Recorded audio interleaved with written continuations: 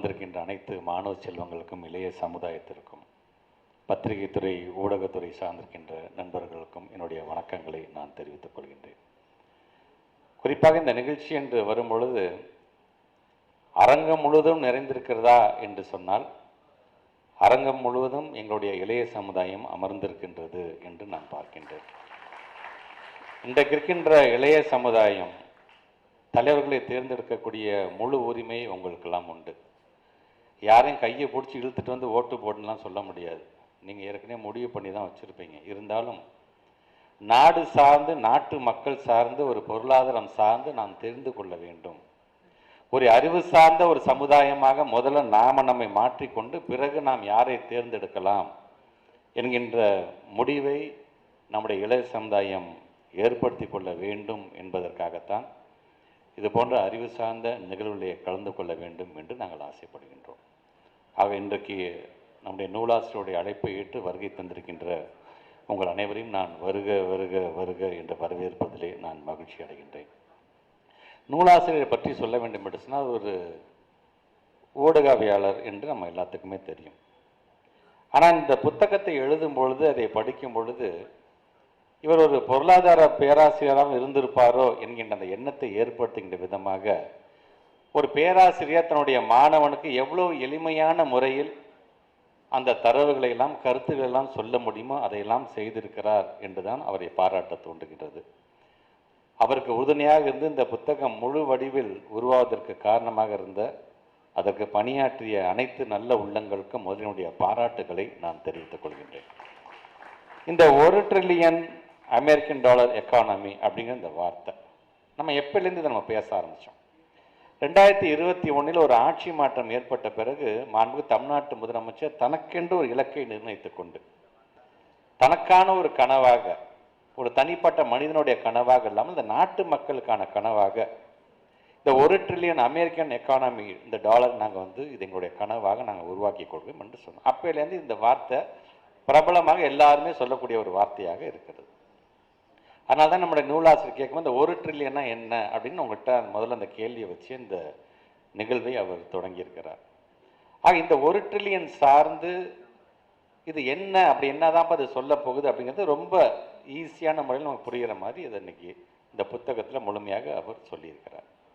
குறிப்பாக நம்முடைய மாண்புமிகு தமிழ்நாட்டுடைய துணை முதலமைச்சர் ஒரு வாழ்த்து செய்தி அதை என்ன கொடுத்துருக்காருன்னா, இந்த $1 ட்ரில்லியன் அமெரிக்கன் டாலர் எக்கானமியை பற்றி எல்லாரும் பேசிக்கிட்டே இருக்கோம், அது சார்ந்து விரிவான ஒரு புத்தகம் வந்தால் நன்றாக இருக்குமே என்று நான் நினைத்தேன். என்னுடைய நினைப்பை நிறைவேற்றி இருக்கிறார் நம்முடைய திருஞானம் அவர்கள் என்று அந்த ஒரு வாழ்த்து செய்தி.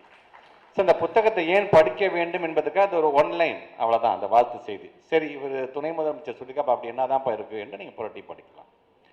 பொதுவாக நான் ஒரு நிகழ்ச்சிக்கு நான் செல்லும் பொழுது நான் என்னை எப்படி தயார்படுத்திக் கொள்வேன் என்று சொன்னால், எப்படி நான் சட்டமன்றத்துக்கு செல்லும்போது என்னுடைய மானிய கோரிக்கைக்கு நான் என்னை தயார்படுத்திக் கொள்வேனோ அதுபோன்று ஒரு தயார்படுத்திக் கொள்கின்ற ஒரு முறையை நான் இப்போது நான் கடைபிடிப்பேன். ஆனால் மானிய கோரிக்கையில் சட்டமன்றத்திலே முழுமையாக நான் என்னென்ன திட்டங்கள் கொண்டு வருகிறோம், அதுக்கு ஒதுக்கப்படுகின்ற நிதி என்ன, அதை எப்படி நாங்கள் செயல்படுத்தி கொண்டிருக்கின்றோம், அதில் இருக்கின்ற சவால்கள் என்ன, அதை எப்படி நாங்கள் எதிர்கொண்டோம் என்பதை வெளிப்படையாக அனைத்தையுமே நாங்கள் சொல்லிடுவோம். ஆனால் ஒரு புத்தக வெளியீடு என்று வரும்போது முழுமையாக படித்து விட்டு ஒட்டுமொத்தமாக உங்கள் புத்தகத்தை பற்றி இங்கே நான் பேசினா அப்போ நீங்கள் புத்தகத்தை வாங்கி படிக்காமலே போயிடுவீங்க நீங்கள்.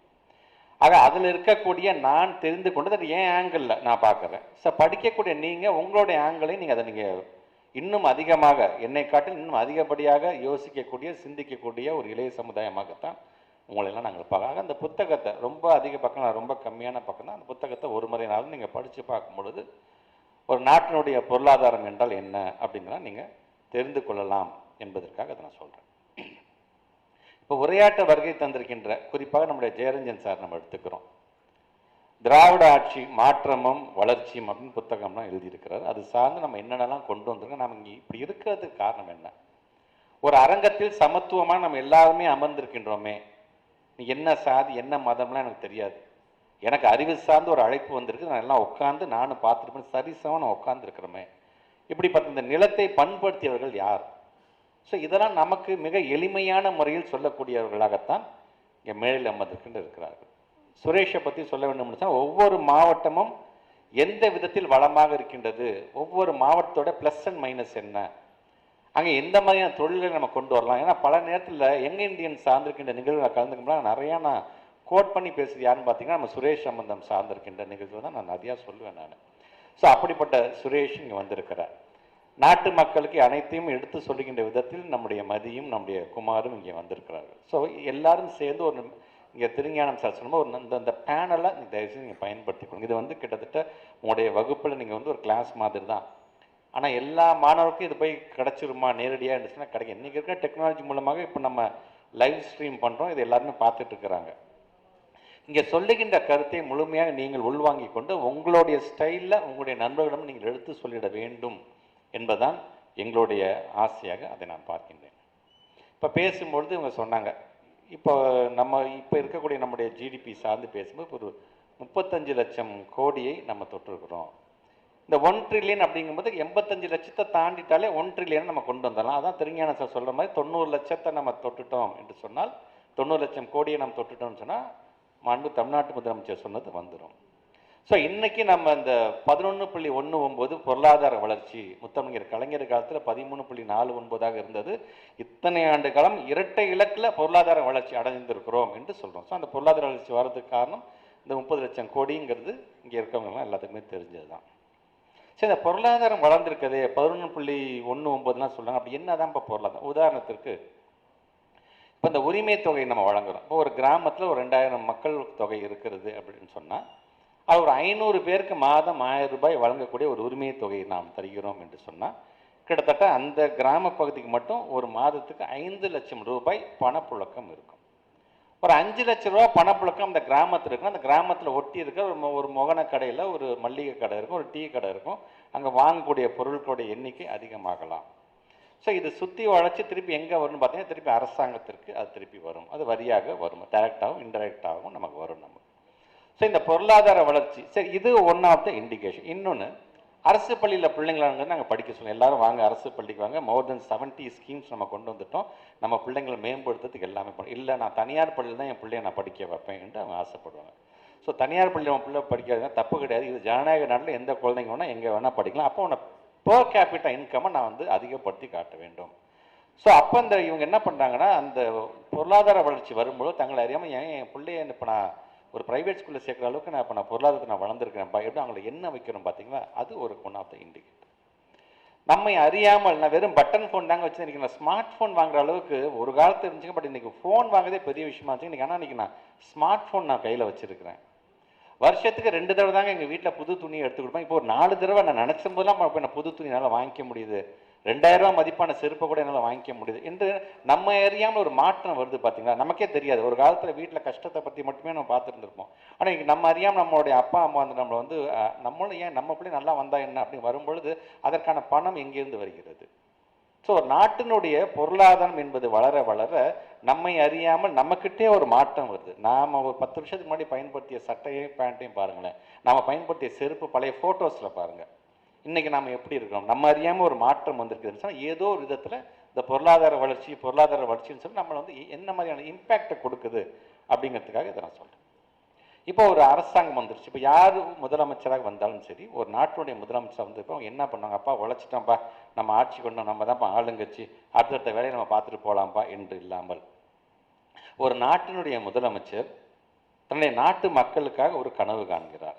தனிப்பட்ட கனவு இல்லை, ஒட்டுமொத்த நாட்டு மக்களுக்கான கனவு. அந்த நாட்டு மக்களுக்கான தன்னுடைய கனவினுடைய நியாயத்தை எடுத்து சொல்கிறார். எதற்காக இது வளர வேண்டும்? ஏன் அந்த $1 ட்ரில்லியன் அமெரிக்கன் டாலர் எக்கானமி நான் சொல்கிறேன் ஏன் வளரணும்? அந்த நியாயத்தை எடுத்து சொல்லி மக்களோடு மக்களாக பயணிக்கிறார். மக்களோடு மக்களாக இந்த அரசாங்கம் உழைக்கின்றது. மக்களோடு மக்களாக சேர்ந்து இந்த நாடு வளர வேண்டும் என்று அவர் ஆசைப்படுகிறார். ஸோ இப்படி அந்த கனவுக்கான ஒரு இலக்கை வைத்து இதை அட்டைன் பண்ணுறதுக்கு, இதை நான் ரீச் பண்ணுறதுக்கு நான் என்னென்னலாம் செய்ய வேண்டும் அப்படிங்கிறதுக்காக தான் பல்வேறு விதமான திட்டங்களை முழுமையாக நம்முடைய தமிழ்நாட்டு முதலமைச்சர் செய்து கொண்டு, அதனால தான் நம்முடைய மாண்புமிகு துணை முதலமைச்சர் சொல்லும்பொழுது கூட இது வெறும் பொருளாதாரம் என்று சொன்னால் பொருளாதார வளர்ச்சிக்காக மட்டும் இந்த கனவை நீங்கள் பார்க்காதீங்க, சமத்துவத்தையும் சமூக நீதி கோட்பாட்டினுடைய ஒரு தொடர்ச்சியாக இதை நீங்கள் பாருங்கள் என்று நம்முடைய துணை முதலமைச்சர் எடுத்து சொல்கிறார். ஸோ இது ஒரு நாட்டினுடைய பொருளாதாரம் வளர வளர இதெல்லாம் நம்ம வந்து பார்க்க போகிறோம். இப்போ நம்ம வந்து சோஷியல் மீடியாவில் பார்க்குறோம், நம்ம ரீல்ஸ் பார்க்குறோம், நிறைய யூடியூப் கண்டென்ட்லாம் பார்க்குறோம். அப்போ நிறையா வல்லுநர்கள்லாம் சொல்கிறாங்க, இந்த சேவிங்ஸ்னா என்ன, சேவிங்ஸுங்கிறது எவ்வளோ முக்கியம் என்று சொல்கிறேன். நமக்கு அதை பற்றிலாம் தெரியல. நமக்கு என்ன பண்ணிக்க, நம்மளுடைய அப்பா அம்மா நம்மளை பார்த்துக்கிறதுனால அரசாங்கம் புதுமை பெண் திட்டம், தமிழ் புதன் திட்டம் கொண்டு வரதுனால நம்ம அதை பற்றிலாம் பெருசாக செஞ்சுக்க. ஆனால் சேவிங்ஸுங்கிறது எவ்வளோ முக்கியம் என்று சில வல்லுநர்லாம் பேசுகிறாங்கன்னா அவர்களுக்கு அந்த அறிவு எப்படி வந்தது? அதற்கு காரணம் இது போன்ற புத்தகங்கள் வரும்போது அந்த புத்தகங்களை படிக்கும் பொழுது நமக்கு அதுக்கான அட்வைஸை கொடுக்குறாங்க. அவங்க சேவிங்ஸ் எவ்வளோ முக்கியம், அதை நீங்கள் எப்படி நீங்கள் சேவ் பண்ண வேண்டும் பணத்தை அப்படின்னு அவங்க சொல்கிறாங்க. ஸோ நீங்கள் இந்த மாதிரியான புத்தகத்தை நீங்கள் படிக்கும்பொழுது நீங்கள் நாளைக்கு உங்களுடைய நண்பர்களுக்கும் உங்களுடைய உற்றார் உறவினர்களுக்கும் நீங்கள் அட்வைஸ் பண்ணுற இடத்துக்கு கண்டிப்பாக வர முடியும் என்பதை சொல்லக்கூடிய புத்தகமாகத்தான் இந்த புத்தகத்தை நாங்கள் பார்க்குறோம். இப்போ நம்மளுடைய திருஞான சார் பொறுத்தவரை இதில் பேசிக் என்ன, ஃபவுண்டேஷன், ஜிடிபி அப்படின்னா என்ன, கிராஸ் டொமஸ்டிக் ப்ராடக்ட்ன்ட்டு சொல்லிக்கிறோமே அப்படின்னா என்ன அப்படின்னு ரொம்ப சிம்பிளாக சொல்கிறார். ஒரு நம்முடைய இந்தியா போன்ற நாடாக இருந்தாலும் சரி அல்லது தமிழ்நாடு போன்ற இருக்கின்ற இந்த மாநிலத்தில் ஒரு குறிப்பிட்ட கால அளவில் உற்பத்தி ஆகக்கூடிய பொருள்களாக இருந்தாலும் சரி அல்லது சேவைகளாக இருந்தாலும் சரி இதனுடைய ஒட்டுமொத்த மதிப்பை அளவீடு செய்வதைத்தான் நம்ம ஜிடிபி என்று சொல்லிக்கிறோம். ரொம்ப அழகாக அதிலேருந்து நம்முடைய புரிதலை கொண்டு போகிறார் கொஞ்சம் கொஞ்சமாக. ஸோ அந்த புத்தகத்தை நீங்கள் முழுமையாக படிக்கும் பொழுது இதில் வேறு என்னென்ன கருத்துக்கெல்லாம் சொல்லப்படுகிறது, இந்த ஒன்றில் என்ன பொருளாதாரம் என்று சொல்கிறார்களே, இந்த வளர்ச்சினா என்ன அப்படின்னா நீங்கள் தெரிஞ்சுக்கலாம். உதாரணத்துக்கு அதில் பல தரவுகளோடு அவர் சொல்கிறார்.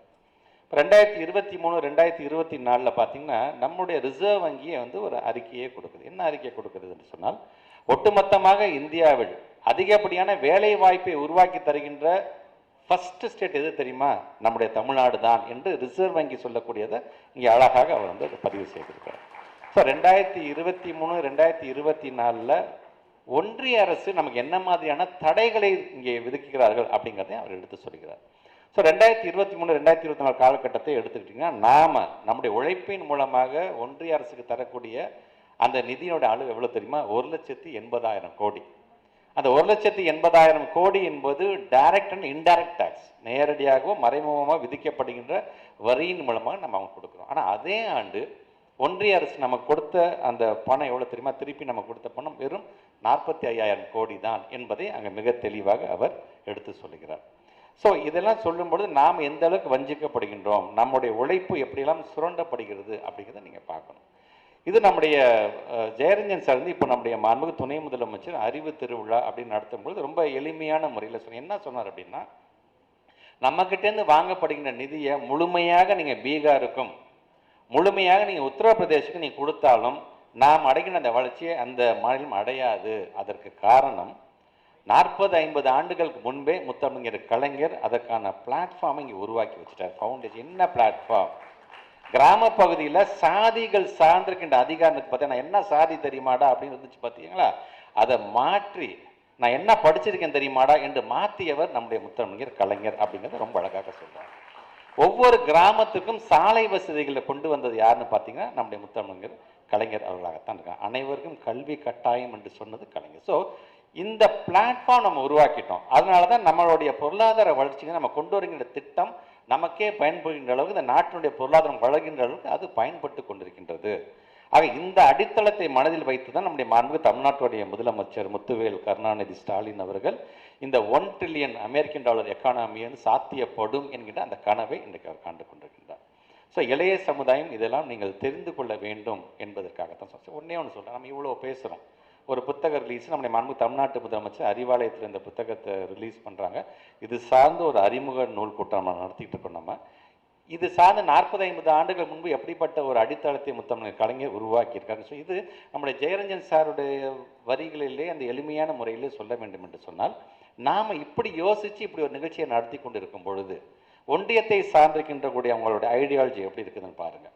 நாங்கள் மீண்டும் நாட்டை ஒரு அயோத்தியாக மாற்றி காட்டுவோம், இங்கே இருக்கின்ற மனிதர்கள் நாங்கள் பிரித்து ஆளுவோம், நாங்கள் இங்கே கலவரத்தை நாங்கள் கொண்டு வருவோம் இன்னும் ரூம் போட்டு யோசித்து நீங்கள் நம்மளெல்லாம் பிரிக்கக்கூடிய செய்தி அவங்க செஞ்சிட்ருக்காங்க. ஸோ நாம் எப்படி சிந்திக்கிறோம், அவர்கள் எப்படி சிந்திக்கிறார்கள் என்பதை நீங்கள் பார்க்க வேண்டும்.